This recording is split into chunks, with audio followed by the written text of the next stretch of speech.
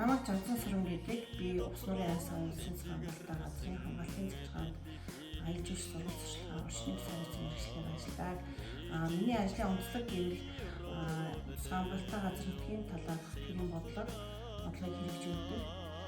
Байгаль дээл аяж ажлыг хөгжүүлж, байгаль орчны чиглэлийн сургууль сурталчилгааны ажлыг хэрэгжүүлж байгаа онцлог юм аа.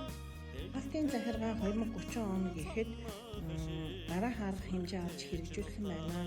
Үүнд бол нэгдүгээр ухаалаг хяналтын систем нэвтэрч нислэг дрон, хиймэл дагуулын зураг, хиймэл оюун ухаан ашиглаж байгаль орчин уур амьсгалын өөрчлөлтийг бодитоор хянаж илүү үр дүнтэй арга хэмжээ авч зэрлэг амьсгалын хөдөлгөөн, усны чанар, ургамлын бүрхэмжийг тогтмол хэмжиж өгөгдөлд суурилсан удирдлагын менежмент хэрэгжиж байгаль хамгааллын дэвшилтэд арга барил нэвтэрсэн байна.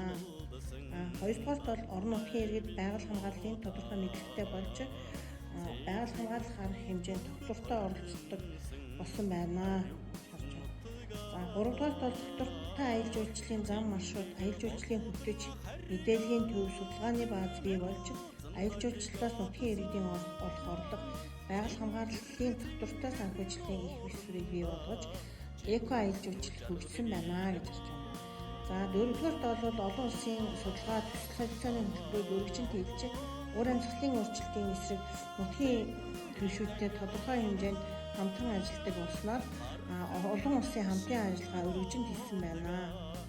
Тавдугаарт бол хамгаалалтаа газар нутгийн доройтсон экосистемийг нөхөс хэрэгэж устж байсан биологийн төрөл зүйл амьтан ургамлыг дахин нутагшуулах хөтөлбөр хэрэгжиж экологийн нөхөн сэргэлтүүд амжилттай хийгдсэн байна гэж харж байна.